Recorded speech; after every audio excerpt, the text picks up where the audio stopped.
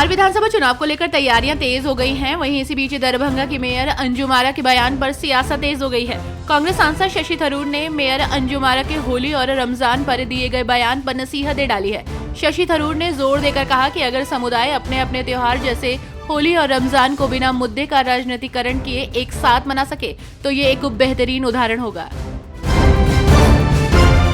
पंजाब और Haryana high court में केंद्र सरकार ने जानकारी दी है कि खंडूर साहिब से सांसद अमृतपाल सिंह को 54 दिनों की छुट्टी दी गई है। इस पर कोर्ट ने कहा कि इससे अमृतपाल की संसद से निष्कासन की आशंका दूर हो जाती है। हालांकि उन्हें संसद सत्र में भाग लेने की अनुमति नहीं दी गई है। यमुना में क्रूज चलाए जाने के फैसले को लेकर नेताओं की लगातार प्रतिक्रिया सामने आ रही है। वहीं इस फैसले को लेकर बात करते हुए भाजपा सांसद कमलजीत सहरावत ने कहा कि यमुना नदी दिल्ली की आस्था का प्रतीक है। इसमें क्रूज चलाने का फैसला बड़ा फैसला नहीं है। अभी बड़े फैसले आने वाले समय में आएंगे। हिमाचल प्रदेश में बजट को लेकर चर्चा हो रही है। वहीं इस बीच उप मुख्यमंत्री मुकेश अग्निहोत्री ने कहा कि एचआरटीसी इस साल 1000 नई बसें खरीदेगा। पुरानी बसों से इन्हें बदला जाएगा। 600 बसों की खरीद पर ऑर्डर जारी कर दिया गया है। इसमें 327 इलेक्ट्रिक बसें भी हैं। जिन रूट्स पर सवारियां कम होंगी वहां टेम्पो ट्रेवलर चलेंगे। भाजपा विधायक रणधीर शर्मा के सवाल पर अग्निहोत्री ने कहा, चार्जिंग स्टेशन बनाने को 110 करोड़ रुपए जारी कर दिए गए हैं। त्रिपुरा के मुख्यमंत्री माणिक शाह ने जिला मजिस्ट्रेट, कलेक्टर, पुलिस अधीक्षक और अन्य वरिष्ठ अधिकारियों के साथ एक उच्च स्तरीय समीक्षा बैठक की अध्यक्षता की ताकि जन शिकायतें और स्थानीय मुद्दों का कुशल समाधान सुनिश्चित किया जा सके।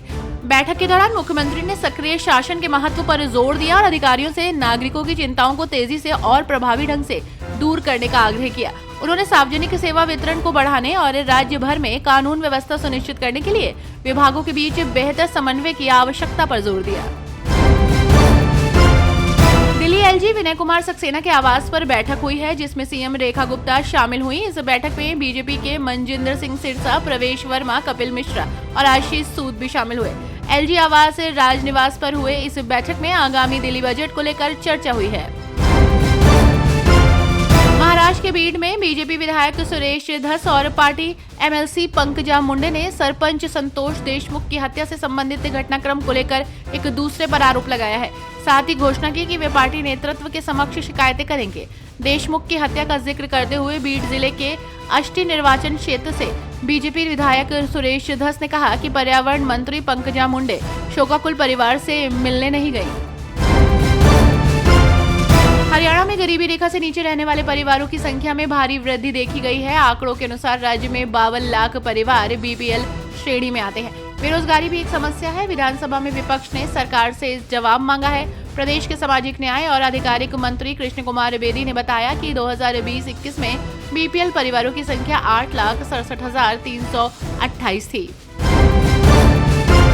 हरियाणा में कांग्रेस के नेता लगातार भाजपा पर हमलावर हैं। इस बीच कांग्रेस विधायक और पहलवान विनेश फोगाट ने सरकार पर निशाना साधते हुए कहा कि गुंडे बदमाशों के हाथों में कुश्ती दे दिया है। उन्होंने कहा कि सरकार बहुत सारे दावे कर रही है। हमने खेलों के लिए बहुत कुछ किया है, लेकिन ये बताते हुए दुख हो रहा है कि 2 साल तक हमने सड़कों पर संघर्ष करके एक लड़ाई लड़ी थी। एक गुंडे बदमाश से कुश्ती को बचाने की लड़ाई लड़ी थी।